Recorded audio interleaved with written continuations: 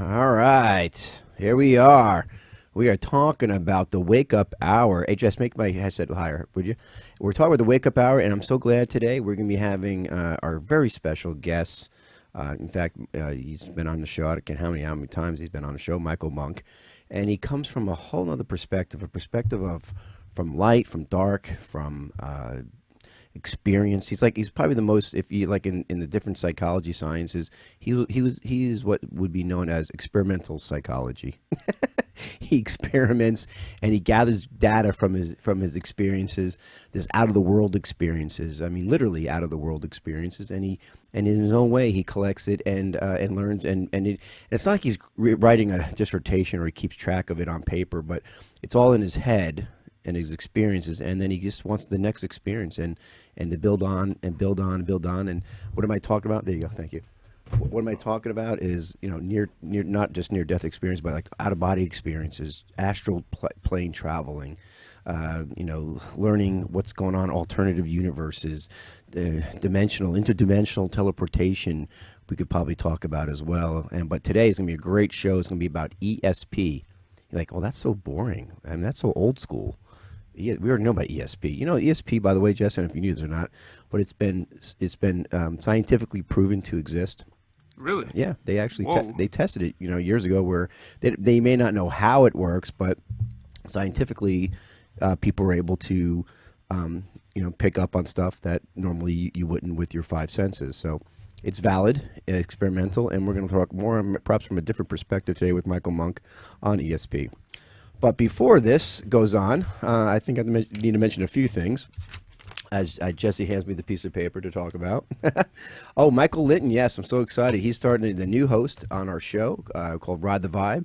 He starts tomorrow at 6 p.m. to all our WDJY listeners out there.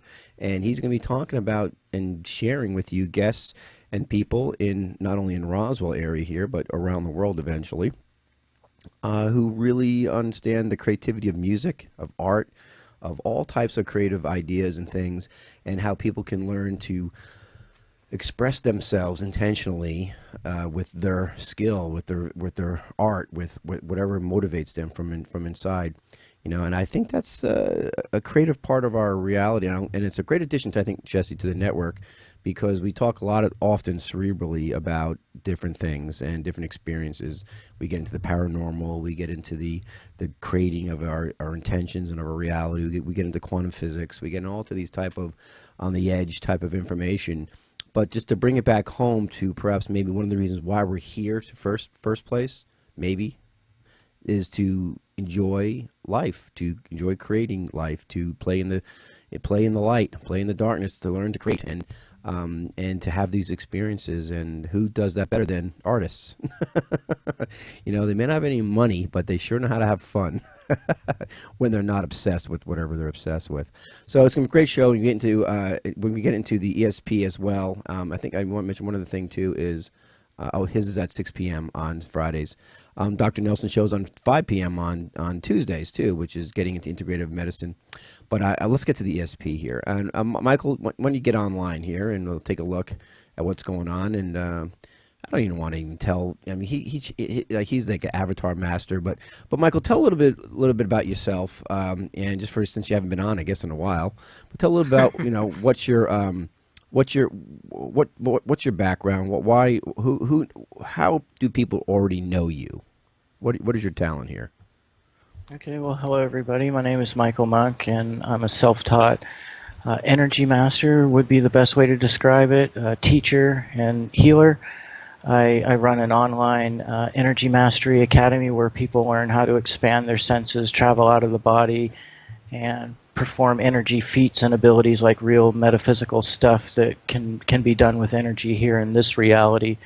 I do all of my teaching through my website at avatarenergymaster.com.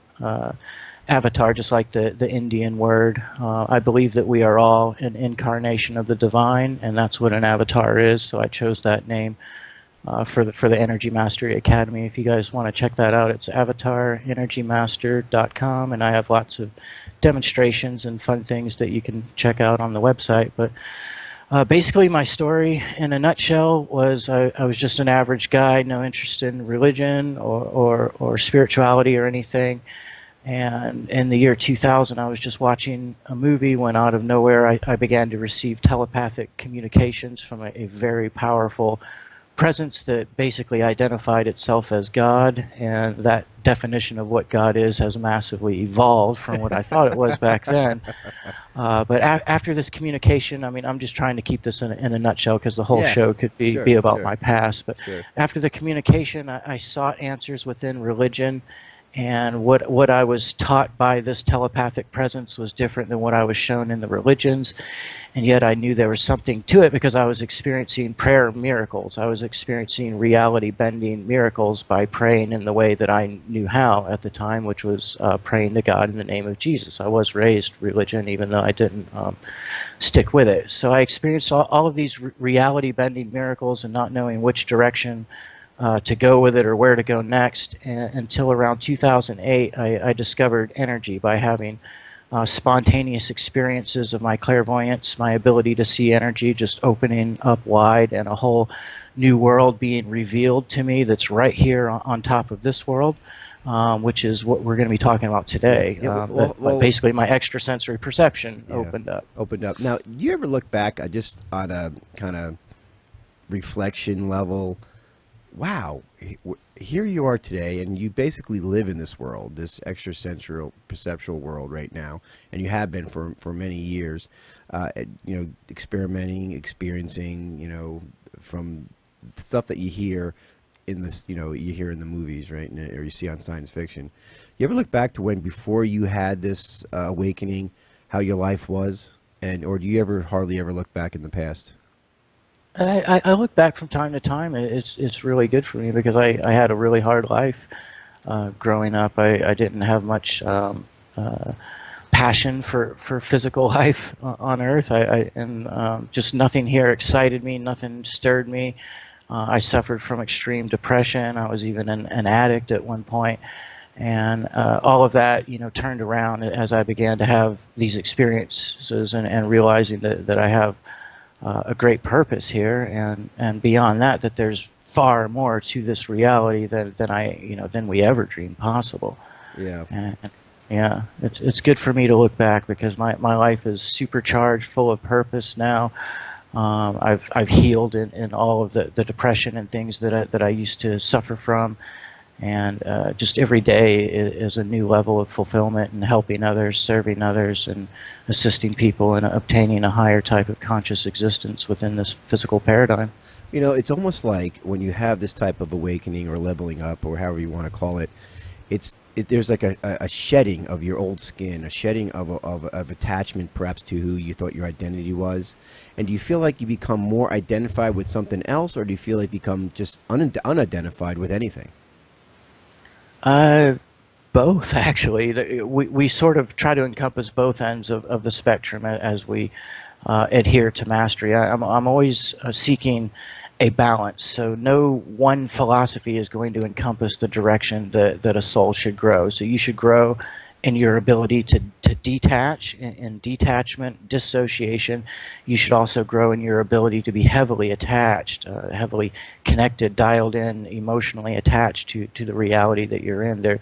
And same thing with your personality. So I very much have a personality. It's a bit as you open up and grow in these with these expanded senses, you realize that you have more existences than just this life of yours, that there is a such thing as past lives. There's even such a thing as future lives. We can get into that later, but the concept of past lives should be familiar to most people. Yeah, yeah. So who you are as a person expands vastly as you connect to your soul, which contains the summary of all of the life experience you have had in this reality and other realities in a singular personality. Now, who you are in this life is vastly influenced by that higher level personality.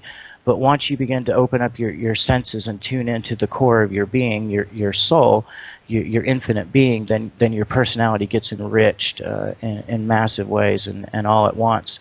And for the flip side of that, so too does your ability to just detach from it all and just dwell within your I am. Yeah, and that's fascinating because it's almost like a natural progression, would you say, as you are expanding your extrasensory perception, that you'd go in this flow or in this route, or do you think it's just you took a different route, or you think this is more of a natural awakening with anybody who starts expanding their consciousness? Yeah, I would say that there's a general path that happens when extrasensory perception opens up, because it does for a lot of people. But then, like the biggest thing to consider here is mental stability, because that is really the only danger in the opening of all of this is you have to be able to hold yourself together. And as these experiences begin happening, if you have no paradigm to understand it by, there's a good chance you can temporarily lose your mind or go insane. And my definition of that is you basically just lose your ability to interact with other people that aren't having the same experience as you. So but yeah, that's an unfortunate thing that happens to a lot of people, but some people are able to hold it together, like without a paradigm to understand it by, and assemble one themselves, which is basically what I did. I had some assistance from material that I had read before, like Seth material, the channeling by Jane Roberts, that's pretty well known. That helped me a lot, but I was also experiencing things, even outside of that paradigm. But that's a big part of what I offer is I do have a very solid, very logical, grounded, and practical method of understanding all of these experiences, and I can assist people that want to open this up safely. No, listen, it's brilliant because I've seen you in action so many times, not only on the show and on a personal level, and it is your rationality to the approach, and it's almost like an indifference. It's like you're a scientist gathering information to share, and then you process it, and then you regurgitate it, and you bring it something that on a level where people can fully understand something this abstract. And you're talking about abstract information that we're going to be talking about today, especially when you get into extrasensory ESP. ESP, I guess when people hear that word, the first thing they think about is, predicting the future, or tapping into, reading minds, things like that.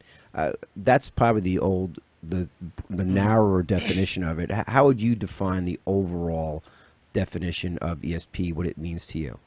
Sure. Well, okay, our consciousness is currently, before you open up your extrasensory perception, you're fused within the electrical system of the body. If you can at least assume for a second that we have a spirit, that we have a soul. That's common knowledge fact to me and you and many others. But for those who aren't there, just assume for a moment that you are a spirit that's inside of your body, and you're actually housed in the electrical system of the body, which is preformed electrical pathways that literally force your consciousness to experience solely through the five senses: sight, sound, taste, touch, and smell. These all have a fixed vibrational range of data input. So like eyesight is in the rainbow spectrum. If the consciousness in the body receives a vibration that's in the rainbow spectrum, the brain says, well, this is something we can see, and it decodes the vibration and interprets it as the world of form that we experience. Likewise, if a vibration is from 20 to 20,000 hertz, the brain says, hey, this is something we can hear, and interprets that vibration as sound. Well, taste, touch, and smell, these all have a fixed vibrational range per the paradigm that's held within the electrical system of the body. Extrasensory perception is simply to expand those five senses beyond the limited range that the body has or forces upon the consciousness, because it's actually the consciousness that's decoding the vibrations and turning it into sensory experience. The brain and the body is simply a tool that's been training our consciousness to be able to interpret these vibrations this way. We take it for granted as spirits here in the physical, but it is a massive feat of consciousness that we have obtained, that we have been taught by our blessing of the physical body, to be able to take waveform energy, which is all there truly is, and experience it this way, in this beautiful world of form that we tend to take for granted. So that's the first part of Well, extrasensory perception, is okay, expanding the range of the five senses. okay, so hold that thought. Just as I said, isn't it great how he just breaks it on down? Explains Yeah. it. So almost it's inaccurate when you say extrasensory perception. Is it? It's more so expansive sensory perception, right? It's funny that you said, yeah, that's good flow, Tim, because I was about to talk about the sixth sense, and Yeah. there isn't one. There is no sixth sense, and if you really take the time to examine it, a sixth sense is not even conceivable to a five sensory consciousness, because you would be thinking about it either in terms of sight, sound, taste, touch, or smell. So there's nobody that can claim to have a sixth sense within a five sense paradigm. But what the sixth sense has been mistaken for is the extended range of the five, as well as what I call sensory overlap. And sensory overlap is huge and amazing. I'd like to explain that briefly, and then I'll know you'll have something to say on that. So within in the center of our mind, we have in our brain, we have a cortex called the thalamus, and its job is to decode vibrations and send them to the correct place within the brain for interpretation. So if a rainbow spectrum light comes in through the eyes, before it goes to the sense of sight back here at the back of the brain, it first passes through the thalamus, and the thalamus says, oh, that's rainbow spectrum, let's send that vibration to the sense of sight, and then it gets interpreted visually. And same thing, 20 to 20,000 hertz, they say, oh, the thalamus says that's sound, that goes to the hearing interpretation. Well, by studying energy, by gaining an electromagnetic presence within your body, by gaining an energetic or a spiritual presence, you can gain a conscious awareness within your thalamus cortex and direct these vibrations wherever you wish.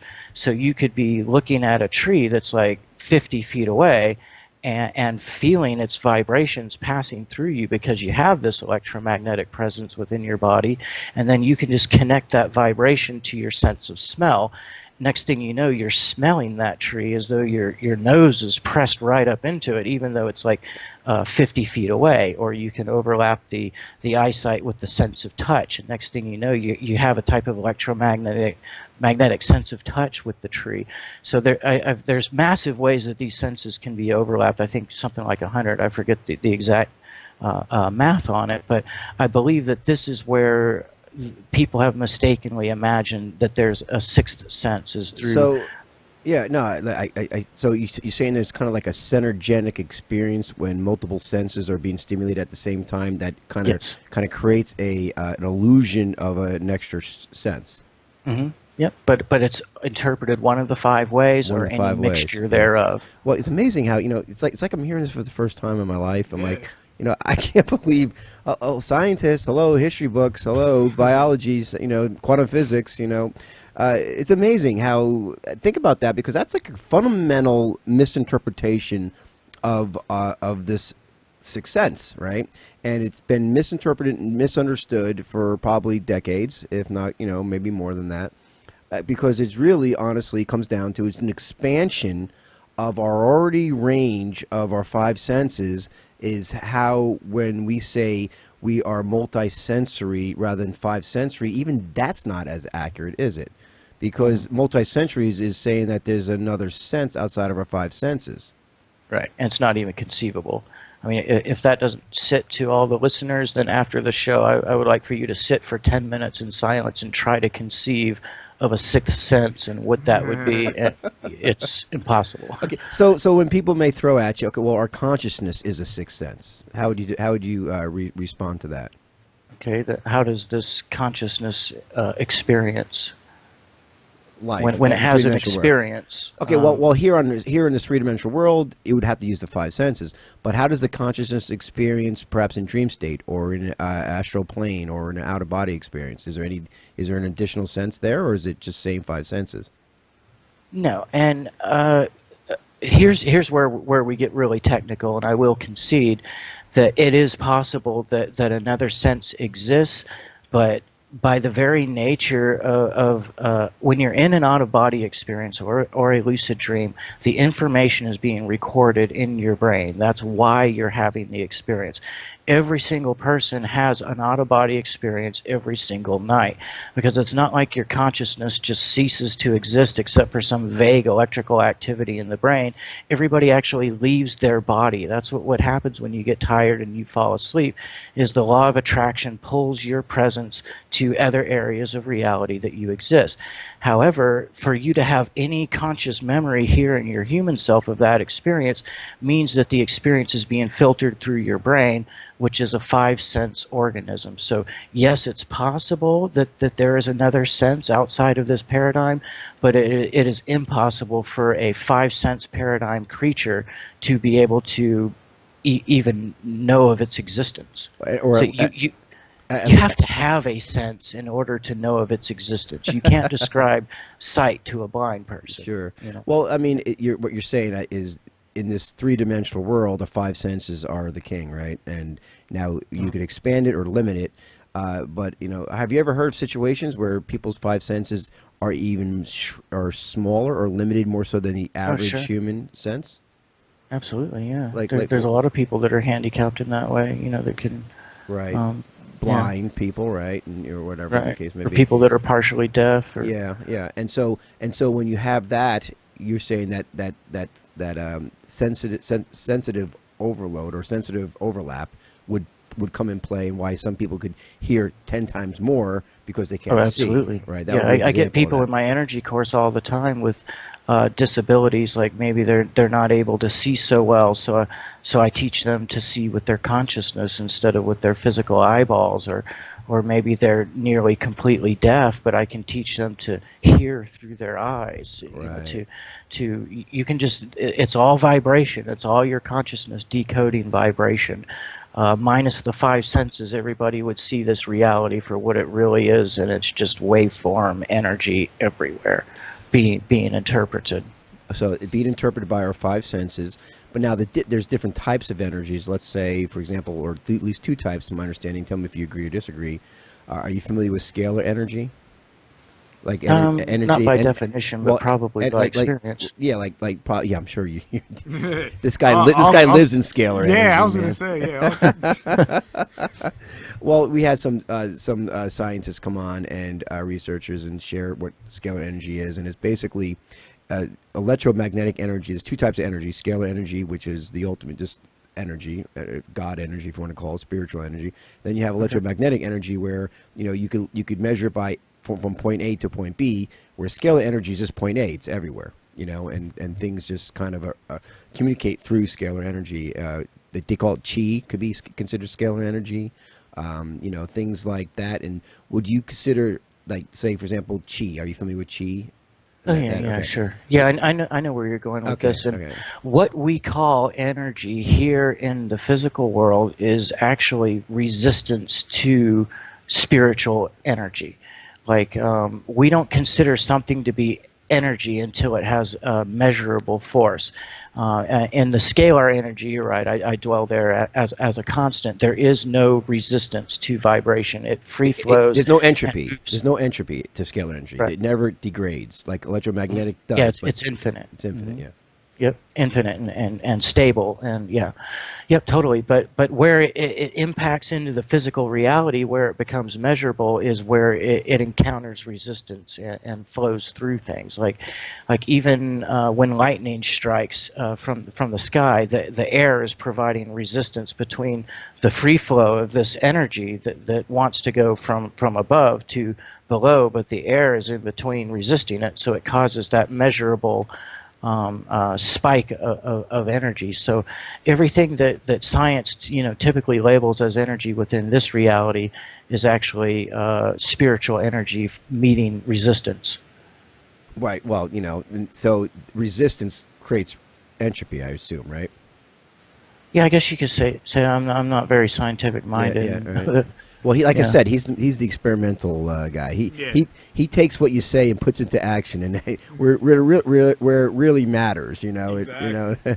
So okay, so let's take it to the next level of the ESP here, Michael, and let's take it to the level of we understand now that this is expansion of our five senses, and in our world, you can learn how in our three-dimensional world. I'm saying outside of our dream state, outside of like, you know, meditation or putting yourself in altered states, in a typical beta functioning brain activity world, are you able to expand your five senses either in the altered state to where it stays expanded in the beta state, or in this three-dimensional world that we live in, that you actually expanded your senses now, and it doesn't shrink until you go back into alternate state of mind? Yeah, sure. It all depends on how you open this up. I mean, anybody that's ever done a hallucinogenic or something like that in their past has experienced extrasensory perception and knew deep within themselves that what they were experiencing was real in some way. But the problem with that is once it's over, it's done. You haven't made that connection. So if something takes you there by itself, then it's not yours. Like my extrasensory perception first opened up by this spiritual presence that I can safely refer to as God, but it's far more complicated than that. Opened my consciousness and gave me experiences, opened me up and had me see energy and many other things. But once this presence would withdraw itself and leave me back to myself, I was back in the regular three-dimensional world with no access to these things.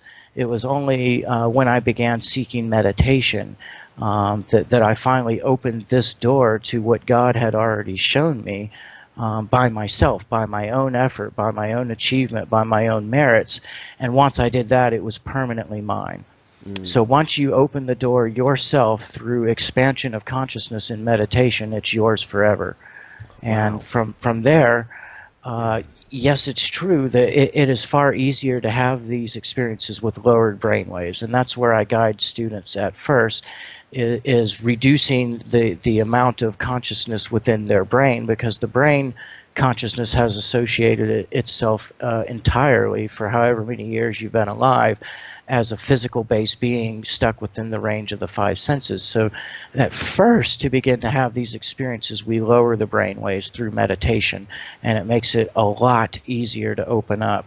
But once you've opened it up so many times, and the ego consciousness, which is what the brain is, your memory of self from this physical life, you could accurately call your ego consciousness, it is limited in that way by its memory of the five senses. So its entire paradigm needs to be cracked until it can begin to experience this extrasensory perception in normal beta waking brainwaves. But that typically happens in a student's practice over the course of 3 to 6 months by meditating, lowering the brainwaves, opening up the beautiful world of energy that's all around. Eventually the ego gets comfortable and says, okay, I accept this as reality, and not only do I feel safe within it finally, but I this is the source of my being, so it's the only way that I possibly could feel safe, and it starts to settle into it, and then you can begin to get extrasensory data within beta brainwaves, your normal waking consciousness. Wow, you know, it's just what I love about this, Jesse, it just seems so now practical that somebody who, you know, always like, wow, you know, this extra sensory or the sixth sense, you know, that's for special people born with this gift, you know. Hearing Michael explain it in these terms, it seems like, well, you know, it seems very simple. I can start expanding my senses here, because by doing, you know, go to A, B, C, and D, and then boom, I expand my senses. It seems like it's very doable, and I love that's how you explain it, like how you explain that, because a lot of people just think that certain people have the skill set and they'll never have it, and you're saying that anybody could have this by doing certain things, which when we get back from break, let's actually discuss what are some of the techniques specifically in meditation that we could be doing to expand our extra senses here. Wow, huh? Heavy stuff. We'll be right back with Michael Monk. He's the Avatar Master. I'll tell you what, he is an Avatar Master. We'll be right back. I have to say, Jesse, that's one of my favorite mixes you put together for the ads there. No, that's actually Wahid. Really? Yeah, it Wow. sounded pretty cool though. I was, yeah, wasn't I it? was like, hey, that sounds cool. Wow, But yeah, that little echo on there. Jeez. All right, we are back with Michael Monk, Avatar Master. You can reach him at avatarenergymastery.com, right? And listen, he has step-by-step process how you can learn to expand your not only your consciousness but expand your extrasensory perception, so you could tap into your consciousness. And that brings up a good point here. So as you expand your it's almost like the chicken or the egg. Do you have to expand your extrasensory perception to expand your consciousness, or do you have to expand your conscious to expand your extrasensory perception, or which one comes you're first? Definitely in chicken and egg territory there. Can't have one without the other. Is that the scientific term, the chicken and egg? Yeah. All right, the chicken and egg. But which comes first, or does it have to happen simultaneously? I mean, I don't. Or is it the same thing? It's the same thing. Yeah. It's a derivative of it. Like your conscious is a bigger brand, but extrasensorial is a derivative of it. Or I don't know. You explain it to me. Well, consciousness experiences through senses. Without senses, there is no experience for consciousness to have.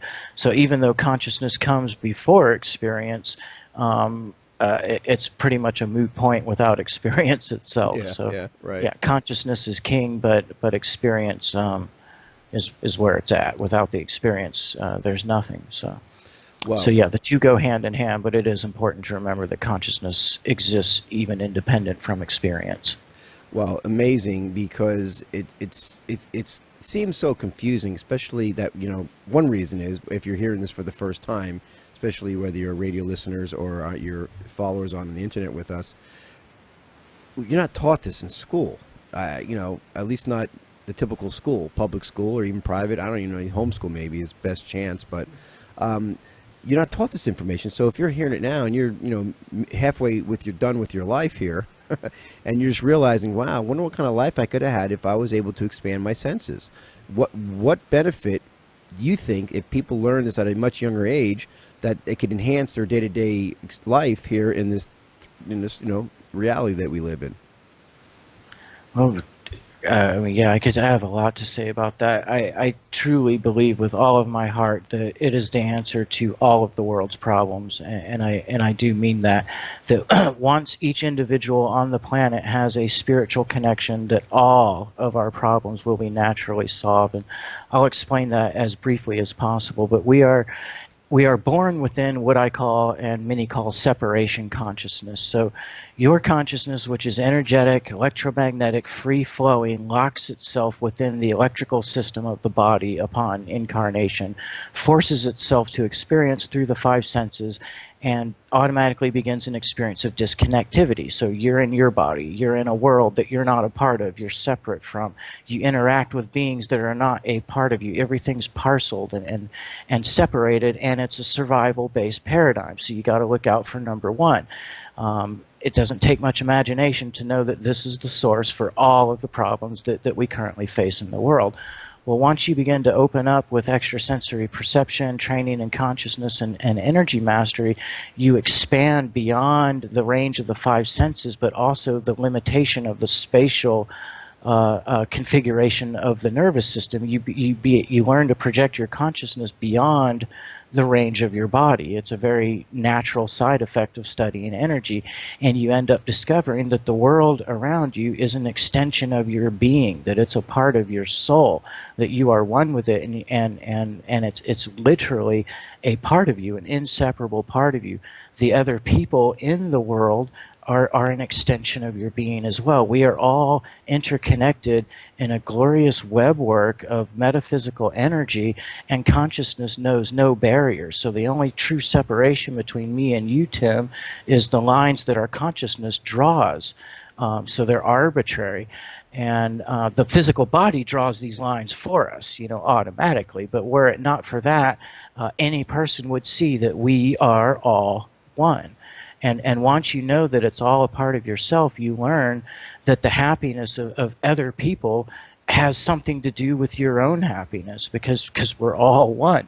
That the condition, the state of the world we live in has a direct impact on your own sense of well-being, because you are the world that's around you. Well, so you enter into what I call unity consciousness. Unity consciousness. Well, you touch on so much information there, because when the mirroring, people say mirror whatever you don't like in another person is something that you don't like in yourself. whatever you like in another person is something that you recognize within yourself. It explains when you get what you're saying, you're calling it the illusion of separation, that we're really not separated. And how can somebody who, if we are truly separated, how can that person, how can that, what I don't like in that person is something I don't like in myself. How can that exist if I wasn't consciously connected with that person and to know that, right? So this illusion of separation, it makes a lot of sense as we expand our consciousness outside of this, the meat body, right? The body part. We expand this consciousness. You're saying is it's almost moving in a recognition. It's recognizing itself in this process. Or and it's attracting through the similar vibration or the similar frequency because it's all there. And, you know, it almost explains scalar energy in a way. But A little bit. so as you're expanding your consciousness, there has to be some level of familiarity between that, or it gets easier to expand consciousness because you're expanding consciousness. It's almost like, I guess, does it move more so in an exponential awakening process because of that? Because it's it has to do with shifting the paradigm, and this takes place within the course material that I teach. In the first 3 to 6 months is typically how long it takes for a student to shift paradigm, and that's from your mental association of self as being a physical being to your mental association of self as being a spiritual being.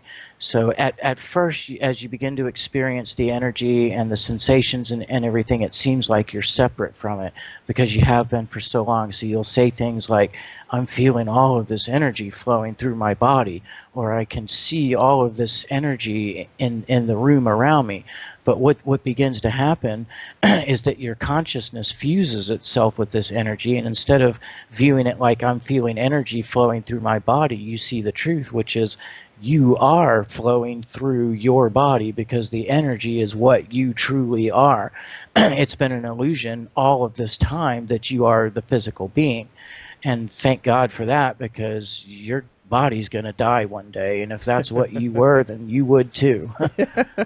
It seems like so many people, I guess, are waking up to this, Michael, that they're caught into thinking, like some people are truly caught into thinking that all it is my body, and that's all reality is.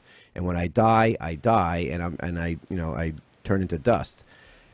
It seems like that's old school thinking now. I mean, now is there a shift? There has to be a consciousness shift now, because I probably would have believed that more so years ago, but now I can't even imagine even thinking that to be even remotely true. Just not only from my expansion of consciousness or leveling up, as we say, but just from logic. And it seems like there's still, I guess, people out here who believe that. So your best way to reach those people who really don't understand what we're talking about right now would be how? Well, through that's why I do the demonstrations that you've seen, where I move the wind, I make clouds disappear, I get water to ripple with my energy, I heal people on camera, and other stuff. It's not because I have a big ego and I'm showing off. I mean, I'm moving wind, getting wind to change directions. I mean, really, so what? That's not like a superpower or anything. Well, some people would think. Yeah, it sounds like it, man. No, but no. From your level of expansion of consciousness, and other people at your level or higher or broader would, like, moving wind is not a big deal. I agree. I hear what you're saying, but at the same time, for people who are not there yet, they think that's kind of spooky. Right, this guy can move wind. He could change. And I listen. I not only seen you, but I had people like Chick, who did the fire walk, where he was able to move clouds. And just before he laid he's like, "It's going to rain, man. We can't have the fire walk." Oh, don't worry about it. I change the weather all the time. I'm like, what? And boy, if he didn't, like, it was all dark, raining, and all of a sudden, nice, open, beautiful sky showed up. We did a fire walk. 20, 30 minutes later, rain came back in again. I mean, like, wow, it could be coincidence, or this guy has something to it, especially if he called it before time, ahead of time, right? So yeah, I get it. I think you're right. You're absolutely right. And I think I do the demonstrations, and then I teach people to do the same thing that I do, and then they demonstrate for their friends and family, and it's just spreading like contagion. I have the ability to prove to anybody on the spot that they're not a physical being, that they're a spirit, that they're a soul inside the body. I can do it by charging up my energy and projecting into them and putting so much energy in their body that it becomes apparent to their consciousness, which is one of the things that my students learn. So by the time a student leaves my course, they can prove to anybody at their own discretion that you're a soul and I'm going to show you, and you also have abilities that your energy can do things and I'm going to show you. So it's no longer a debate or like, well, I think I have a soul. I'll find out one day when I die. It's like, no, we're in a time period where you can know right now. And it's critical. Everybody needs to know this. Everybody needs to paradigm shift because humanity's on a collision course with just with death of the planet. You'd have to be blind not to see that the way we are living is not sustainable. We need an entire paradigm shift. And that's what the truth of energy, the reality of soul, of consciousness expansion of what we truly are, that's what this is going to do. It's going to change our thinking in every single area. When we shift from separation consciousness into unity consciousness, it's going to change the way we approach mathematics, technology, science, medicine, art, music. Like, there's not one facet of life that won't completely be changed into a reflection of that unity that we now have instead of the survival separation-based consciousness. It really is, Michael, the answer to saving this planet or moving this planet to the right heaven, creating heaven on earth. This type of energy work, and it's not even energy work; it's expansion. It's energy work, but it's expansion of your five senses. You're expanding your five senses to realize we're not separate. We're interconnected with everything, and once you have that experience, you're not going to want to litter. You're not going to want to put chemtrails up in the sky. You're not going to want to start a war and hurt another human being, because that's you that you're hurting, right? That's part of you that you're hurting. And so when you have that interconnectedness and that expanded conscious interconnectedness, which is probably beyond time and space, I would assume, you want to do whatever you call the right thing. You want to express love. You want to have a moments of just appreciation of having this three-dimensional physical experience, you know? And I get it. And I think that's not only is it admirable and what you're doing, but I also say it's a necessity. It's a necessity. I agree with you, because this is really the answer. And I call it a little different of the power of intention, the power within. And you actually have a pragmatic roadmap through your mastery program to actually show people how they can tap into that expansion of their senses. Again, so your avatar energymastery.com program is digital, is internet based, so people could like actually learn this through the internet, not have to like go where you are. Yes, we have an online social networking forum, like a bulletin board service, so everybody has their own profile. There's pre-recorded video lessons that you watch, and then you interact with myself, other teachers, and other students from all over the world. We're like an extended family, and we all open these things up in a safe and non-judgmental environment where people that understand are there for you. They're there to provide a logical platform for you to understand your experiences without, without losing your sanity, which can happen if these things open up for you and you don't have that type of support. But when they're opened up in the correct way, it is nothing but an amazing and beautiful experience. Like, having your sense of touch, for example, fixed in the physical range means that you only feel things where it frictions against the skin. With an expanded sense of touch, you begin to actually feel within energy, so you can expand your sense of touch and come out in the air, and next thing you know, you feel what it's like to be the air around you. You can actually feel the particles within the air. You can feel it fluctuating, flowing, and blowing, and you are moving with it. You can even do that with the sunlight. I mean, how many people know what it feels like to be sunlight? Well, you will if you just apply yourself for a little bit, or to have your presence go down into the earth, into the flowing water, the soil, the rock, and the stone. I mean, you end up seeing that all around us is a celestial miracle, and that is the nature. And when you have the expanded senses, the sensory overlap and the expanded sensories, just being in nature becomes an orgasmic experience. It's beyond words. I could write a whole book on how amazing it is to have expanded senses and to be in nature. You see that everything that God created for us here on earth is just divine perfection. And then you also see that nearly everything that mankind has created is disgusting, like just bad vibrations, out of harmony, not in alignment with the natural world, which is healing. Yeah. The natural world is healing for the soul. Any part of it is healing. Being next to a river is healing. Having the sun shine on you is healing. Having the rain fall is healing. It's all healing, but because it's all based on harmonic celestial vibrations, whereas the things that mankind has made in its state of disconnectivity are the opposite of healing. Right. Wow. No, that's you hit it right there. I mean, it's so easy to understand that, isn't it? Yeah, it is. And now, but even still, the universe allows you to create even this, like you said, this lower vibrational stuff, I guess, for the experience of the thing. Mm-hmm. But when you do expand your senses, right, as he's talking about, this kind of, and this doesn't even do justice, enhanced sensitivity, or this hypersensitivity of experience, like you said, is can be orgasmic in by just experiencing light. And when people say, like in the Buddhist, be the tree, Mm-hmm. when you expand your consciousness to a tree, you are being the tree, aren't you?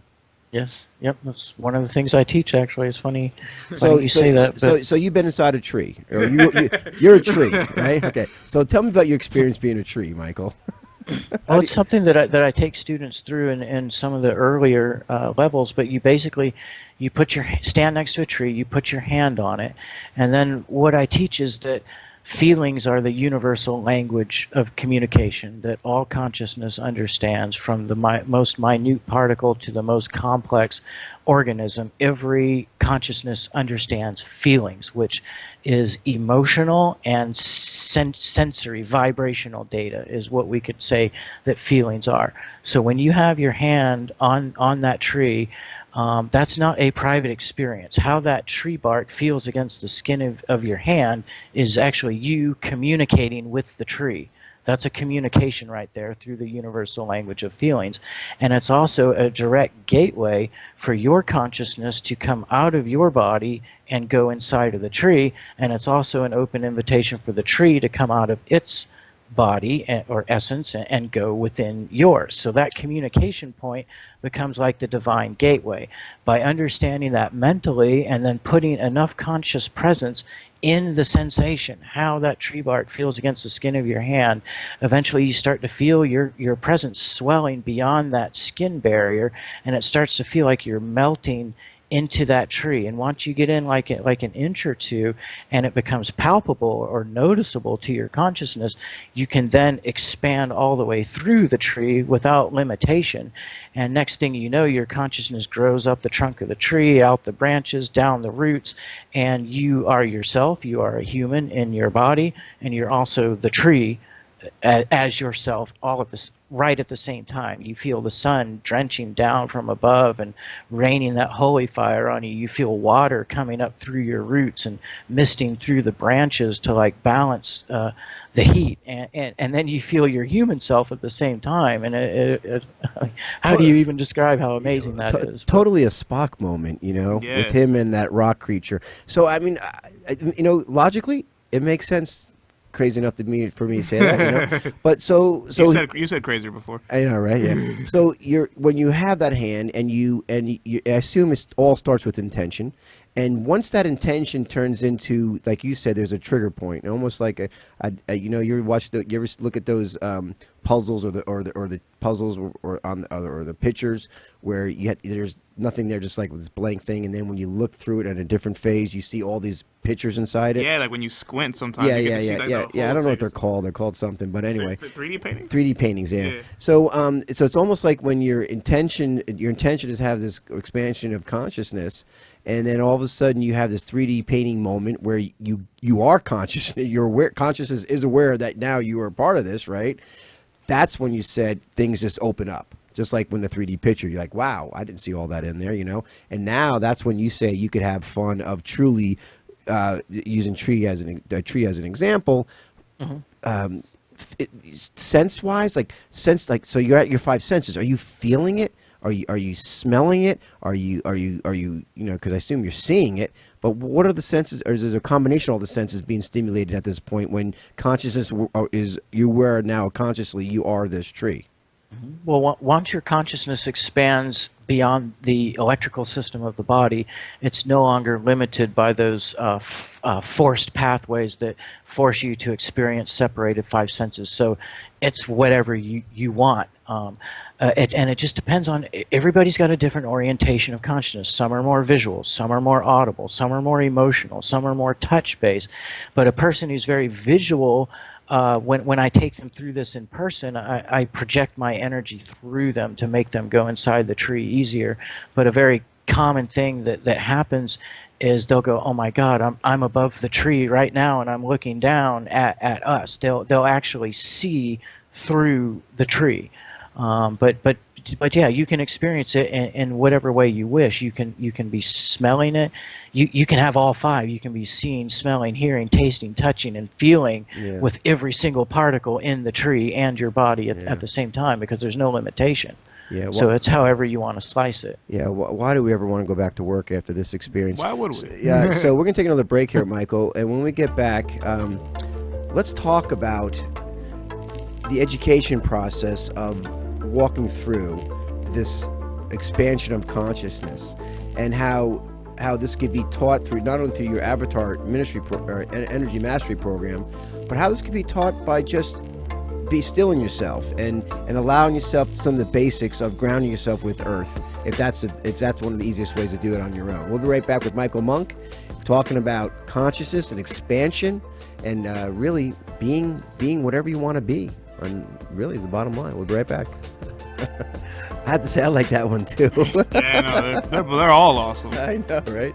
We just had a host meeting today, because all our hosts are in studio, of course, and we're just going over how to enhance the UI radio network. And I have to say I love every one of those guys and gals. They're all super cool. Aren't they not? Yeah. I mean, just special brilliant. shout out to Catherine. Yeah, definitely. There you go. I'll tell you, I just love it. All right, Michael.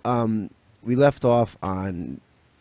These experiences are phenomenal, and for people who are caught into their limited five sensory experience, and you're saying that they can learn to expand their sensory experience through expansion of consciousness and intention, I assume would be the first step, and desire, and then that process. So, so people probably are at any given time in their 24-hour day are probably are experiencing on some level expansion of senses, but just not conscious of it. Oh yeah, for sure. Well, talk about how that naturally happens. Yeah, everybody gets sensory data from expanded ranges, but they're just taught or conditioned to discount the data. Like it happens. Vibrations leak through that are above and below the physical range.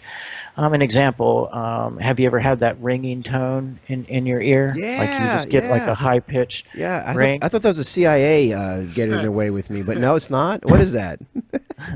It's tons of different things, and it's damn near impossible to pinpoint what it is. But when I go into deep states of theta meditation, I can go into that ringing, and I can place my consciousness inside of it, and what starts out as a high-pitched ringing in my ears becomes the sun shining on me in another reality, or a child having a conversation with me in another reality. So it's dimensional bleed through into the physical reality, or sometimes maybe it's not just random like that. Maybe it's a message from a spirit or a guide or a relative that's passed on, or who knows what. But extra dimensional sounds, when they come in, when they begin to impact on the physical consciousness, will show up as a very high pitched whining like that. Like, I know a lot of people who think they have the medical condition called tinnitus, and actually their multidimensional hearing has just opened up, and thank God they found me instead of going to a doctor. Drill. Let's cut that out. Well, that's fascinating, because now you're looking at that. You're saying the five senses can't decode it, so you're going to have to expand your consciousness to be able to decode these messages that you're getting. Many people find themselves in insane asylums, and also on heavy medications, because they're not they're not knowing, or they're not educated, or they're not aware that perhaps they're having other dimensional experiences, and they're not understanding how that could phase into another reality, and they consider themselves just crazy, I would assume. Yep, that's the unfortunate truth. I would have to say, honestly, that 80% or more of all people that are in psychiatric hospitals have expanded their consciousness into higher and lower vibrations of reality than the physical, with no paradigm to understand it by. Like I've already said, I believe this is a critical time period that this has to come forward. So I believe that God, or the source, or however you want to look at it, has been opening people up. Not randomly, but in the hopes that more people could hold it together and actually write a paradigm around it. There are some ancient paradigms, like this isn't new knowledge, but these ancient paradigms are secretive. They hold this knowledge secret, and they don't share it, and it's outdated, in my opinion. Anyhow, it takes way too long to learn. So I believe that the collective idea was to open the consciousness up of sampled people in this modern day and age, targeting ones that collective field could hold it all together, keep the mental sanity, and forge it into a paradigm, basically a path that others could then follow. And I've definitely successfully done that. And with what I offer, people can go from ground zero, physical-based consciousness, to complete multidimensional consciousness in this reality and conscious in other realities, able to bend the weather, to move the wind, to heal people, to prove to other people that they're an energetic being, to open up the expanded senses, all of that stuff. And it's critical. It has to happen for the survival of the species on the planet. So I believe, this is where we're at. And once it becomes common knowledge, these, poor people who are labeled as mentally ill can be pointed in the right direction and actually receive real healing. Wow. Yeah. It talk about, it's like with chemotherapy, it's 97%, not effective, right? And so here we are killing people, poisoning people, where, even in these psychiatric wards, can you imagine somebody like Michael coming in and healing people who would just put that whole psychiatric business out of a job. Well, again, guys, listen, if you're tired of going to work and tired of just, having your same old boring life, I would go to AvatarEnergyMastery.com, get with Michael, learn how to expand your consciousness, and start really living the life that not only that you are meant to live, but that you need to be living. Because you doing this, me doing this, all of us doing this, expanding our consciousness, that's how we paradigm shift. That's how we change this world to a better place. That's how we create a heaven on earth. And this is really the direction we got to go into. This is a critical time. So please go to AvatarEnergyMastery.com and start changing. Start changing the world. Be the change you want to be, right? Or you want to see. Yeah. You want to see. Michael, once again, thanks for coming in. Loved it. And hang on if you can for a second. We'll catch up off air, okay? Sure, my pleasure. All right. It's an honor to be here today. Thanks for listening, everybody. Hey. All right, guys. Hope you enjoyed the show. We got today is Thursday. Tomorrow we got Susan McDowell in the house at 11. Yeah. You're gonna love that too. And we have our premiere, or should I say, our launch show with Michael Linton. Ride the Vibe. Will be at 6 p.m. tomorrow night, and I'm going to be interviewing him on his show. So I'm looking forward to that. And I think you're really gonna like this guy. He's creative. He's definitely a creative. Anyway, hope you all enjoyed it. WDJY guys, take care, and gals. We'll talk to you guys in about 24 hours. Right? We'll see you then. Take care. Bye.